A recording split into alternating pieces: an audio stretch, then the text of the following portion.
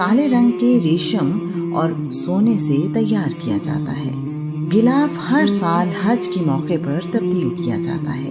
پرانے غلاف کے ٹکڑے آج کل پوری دنیا میں تحفے کے طور پر بھیج دیے جاتے ہیں۔ آج کا عنوان ہے سارے صنم مسمار کر۔ دنیا میں بت پرستی کی تاریخ بہت پرانی ہے۔ اللہ کے نبی ہر زمانے میں لوگوں کو ہدایت دیتے رہے اور ایک خدا کی عبادت کرنے کی تلقین کرتے رہے۔ وقت گزرنے کے ساتھ ساتھ لوگ سیدھا راستہ چھوڑ کر شرک اور بت پرستی اپناتے رہے۔ اللہ کے نبی آدم علیہ السلام کی وفات پر شیس اور ان کی اولاد نے انہیں ایک غار میں دفن کر دیا۔ اللہ کے نبی شیس کی اولاد اپنے دادا کی قبر پر جا کر انہیں یاد کرتی تھی۔ قابیل کے بیٹے ہنوک بن قابیل نے اپنے بھائیوں سے کہا، شیس کی اولاد کے پاس آدم کی قبر ہے جہاں وہ اپنے دادا کی یاد میں جاتے ہیں، جبکہ ہمارے پاس ایسا کچھ نہیں ہے۔ ہنوک نے اپنے خاندان کے لیے لکڑی سے ایک بت تراشا تاکہ وہ آدم کی یاد میں اس بت کے پاس جا سکے۔ اس طرح ہنوک بن قابیل نے پہلا بت تراشا۔ صدیاں گزرنے کے بعد انسانی آبادی اور نسل بڑھتی گئی۔ اس زمانے میں انسانی عمر بھی سینکڑوں سال ہوا کرتی تھی۔ ود، سوا، یغوس، یعوق اور نصر بڑے نیک لوگ تھے جو باری باری 1 مہینے کے اندر وفات پا گئے۔ ان نیک لوگوں کی وفات سے ان کی قوم بہت غمگین تھی۔ قابیل کے ایک بیٹے نے ان لوگوں سے کہا، تم لوگ اپنے پیاروں کے چلے جانے سے بہت غمزدہ ہو، کیوں نہ میں تمہیں ان کی تصویریں بنا دوں جنہیں دیکھ کر تم خوش ہو جاؤ۔ اس نے ان 5 لوگوں کی تصویریں بنا دی اور انہیں جگہ جگہ رکھ دیا۔ لوگ ان لکڑی پر بنی ہوئی تصویروں کے پاس جاتے اور اپنے رشتہ داروں کو یاد کرتے تھے۔ ایسا کئی نسلوں تک ہوتا رہا۔ لوگ اپنے بزرگوں اور رشتہ داروں کو عزت اور محبت سے یاد کرتے رہے۔ آہستہ آہستہ لوگوں نے ان کی عبادت کرنا شروع کر دی۔ یہ قوم قابیل کی اولاد تھی۔ اللہ کریم نے اپنے نبی ادریس کو اس قوم کی طرف بھیجا۔ ادریس نے ان لوگوں کو سمجھایا، تم ان تصویروں یعنی بتوں کی عبادت نہ کرو، ایسا کرنا شرک ہے۔ اس قوم نے ادریس کی بات نہ مانی۔ اللہ کے نبی نوح کے آنے تک لوگ بتوں کی عبادت میں بہت سخت ہو چکے تھے۔ نوح نے اللہ کا حکم ماننے والوں کو اپنی کشتی میں سوار کیا۔ اس وقت نوح کی عمر 600 سال تھی۔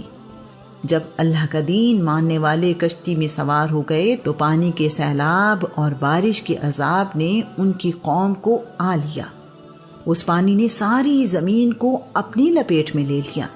سیلاب نوح میں پہاڑوں پر رکھے ہوئے لکڑی کے تختے جن پر تصویریں بنی ہوئی تھی اور لوگوں نے ان کی عبادات شروع کر دی تھی، پانی میں بہہ گئے۔ پانی کی لہریں انہیں ادھر ادھر لے جاتی رہیں۔ جب پانی اترا تو یہ تختے جدہ کے قریب ساحل پر رک گئے اور صدیوں وہیں پڑے رہے۔ زمانے کی تبدیلیوں اور طوفان میں یہ تصویروں والے لکڑی کے تختے ریت اور مٹی کے اندر دب گئے۔ اللہ کے نبی ابراہیم نے بھی لوگوں کو ہدایت کی راہ دکھانے کا کام بہترین صورت میں انجام دیا۔ ایک ایسی جگہ اپنی اولاد کو بسایا جہاں کوئی کھیتی باڑی نہیں تھی۔ ابراہیم نے اسماعیل کے ساتھ مل کر اللہ کریم کی عبادت کے لیے ایک گھر بنایا جسے ہم بیت اللہ یا کعبہ کہتے ہیں۔ وقت گزرنے کے ساتھ ساتھ ان کی قوم پھیلتی گئی اور مکہ سے دور علاقوں میں بھی جا بسی۔ وہ لوگ جاتے ہوئے کعبہ سے محبت کے اظہار میں کعبہ کے پتھر برکت کے لیے اپنے ساتھ لے گئے۔ اپنے شہروں اور گھروں میں رکھ کر ان پتھروں کا طواف کرنے لگے جیسے وہ بیت اللہ کا طواف کرتے تھے۔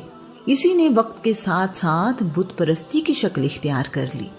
انہوں نے پتھروں، بتوں اور تصویروں کی عبادت شروع کر دی۔ اللہ کے نبی ابراہیم کا دین بھول گئے، توحید کے ماننے والے مشرک بن گئے۔ بنی اسماعیل میں سب سے پہلے بت پرستی کرنے والے کا نام حزیل بن مدرکہ تھا۔ مکہ میں بنی جرہم قبیلے کی حکومت تھی۔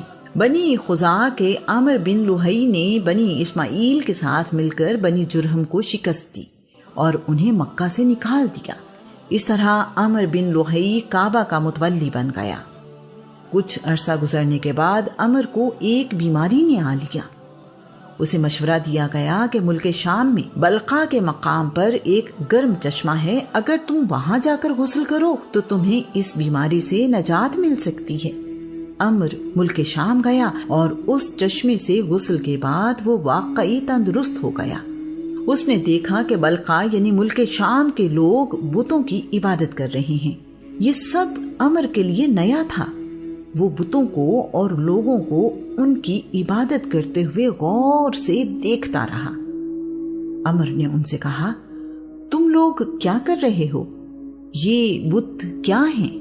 اسے بتایا گیا، یہ ہمارے خدا ہیں اور ہم ان کی عبادت کرتے ہیں۔ ہم ان کے ذریعے بارش مانگتے ہیں اور دشمنوں پر فتح حاصل کرتے ہیں۔